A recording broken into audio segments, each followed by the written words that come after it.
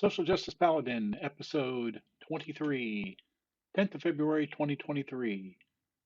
Title of this is IBM Update number 2, which will be ADLs and IADLs. My first IBM episode was in November 2022, that was episode 6, but I thought it might be time for a quarterly update. FYI, this is the second or third draft of this episode. The first one was way too long and way too boring, so I wound up cutting it way back. You can thank me later. Just as a refresher, I have a condition known as inclusion body myositis, or IBM, which is a fairly rare, debilitating muscle weakening disease. It sort of falls under the umbrella of adult onset muscular dystrophy.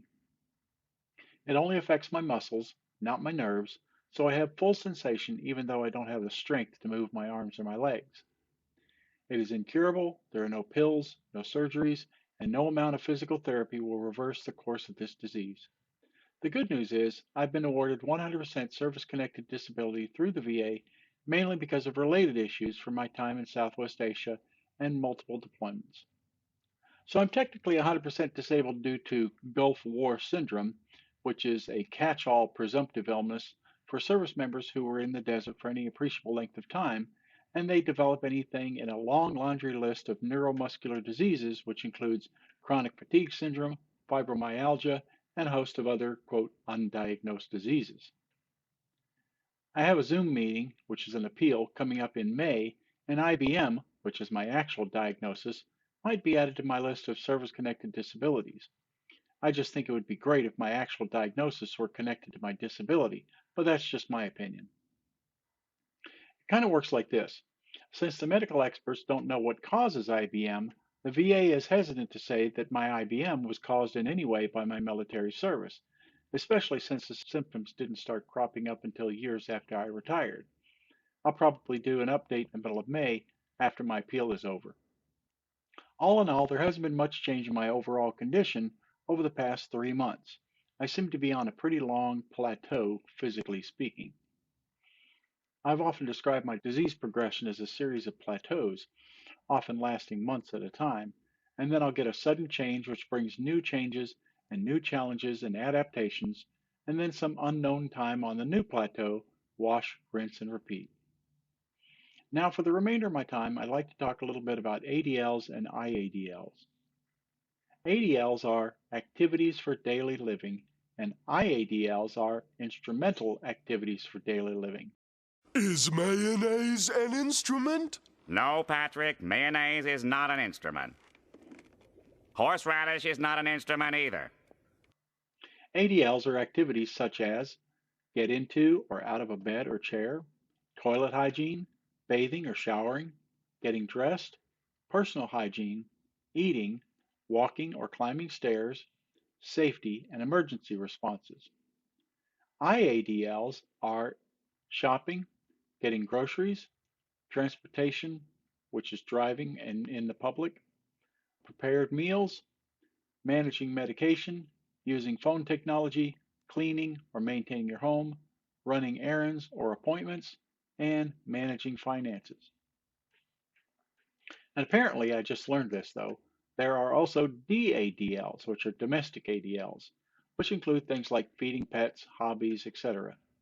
I put out treats for Temperance, who is my emotional support cat and quality assurance advisor, via an app from my phone, but I think that pretty much covers my DADLs.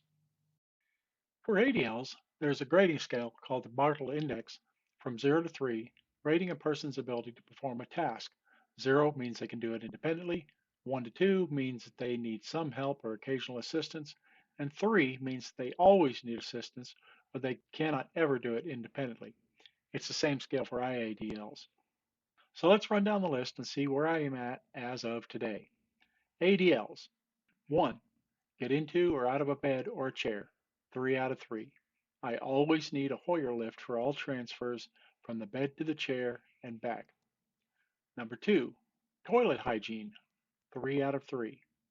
Since I can't stand, I have to use a toilet seat that's on wheels.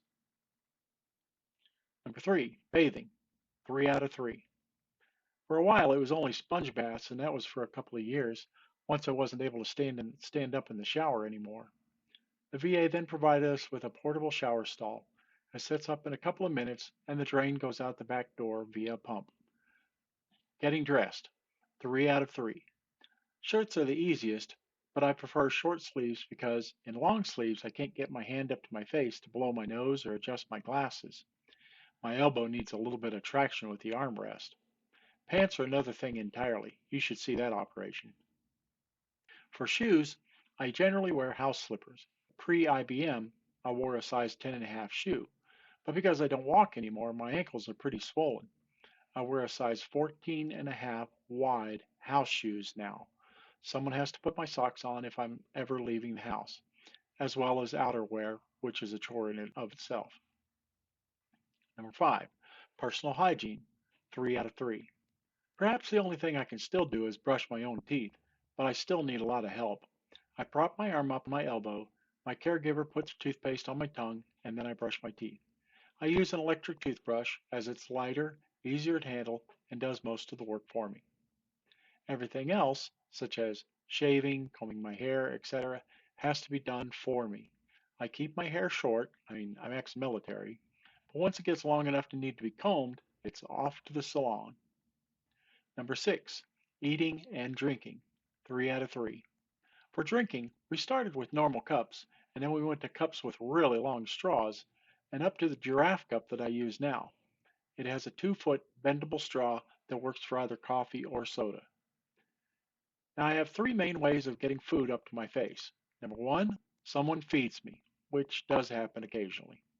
Number 2, with a few easy foods, I have someone put them on my computer desk and I can use a fork with small bites like things like chicken nuggets, tater tots, or foods on a stick like corn dogs or Chinese food chicken on a stick.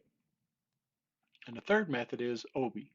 Obi is a robotic feeder that has 4 cups in a tray. Walking and climbing stairs, number 7, 3 out of 3. Since I lost the use of my legs a couple of years ago, I now have to use a power wheelchair.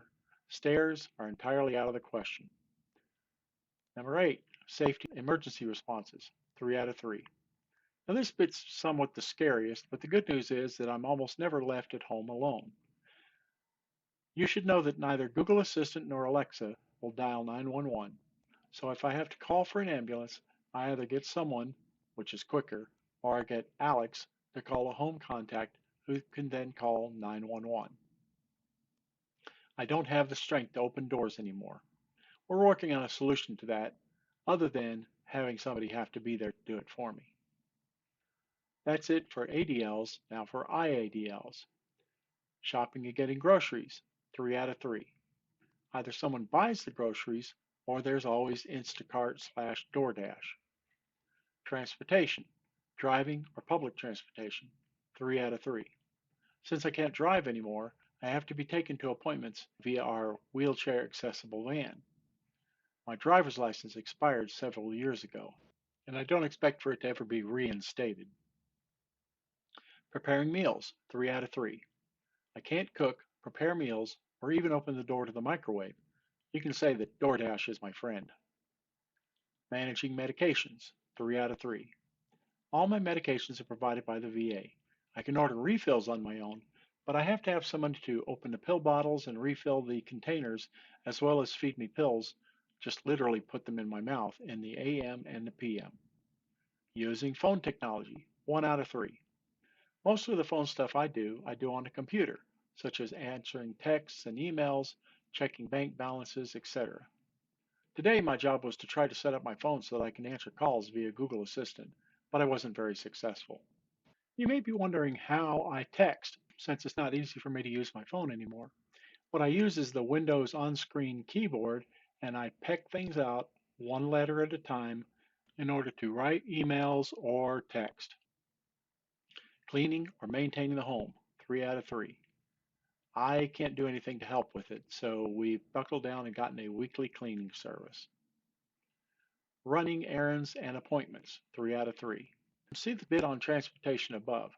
I keep track of all my appointments on Google Calendar, and I share them with my caregivers. Managing finances, 1 out of 3. Strangely enough, this is the one job that I can still reliably do. Since everything's electronic and online, I pay the bills online every month on the 1st. Money comes in, money goes out. Pretty normal for a change. I also set up an Excel spreadsheet on the desktop of my computer that lists all the monthly bills, account numbers, web pages, and contact info, just in case I'm in the hospital and someone else has to take over the bills for the month. I highly recommend everybody do this if you do the bills for your household. It helps you stay on track. That's it, and thanks for watching.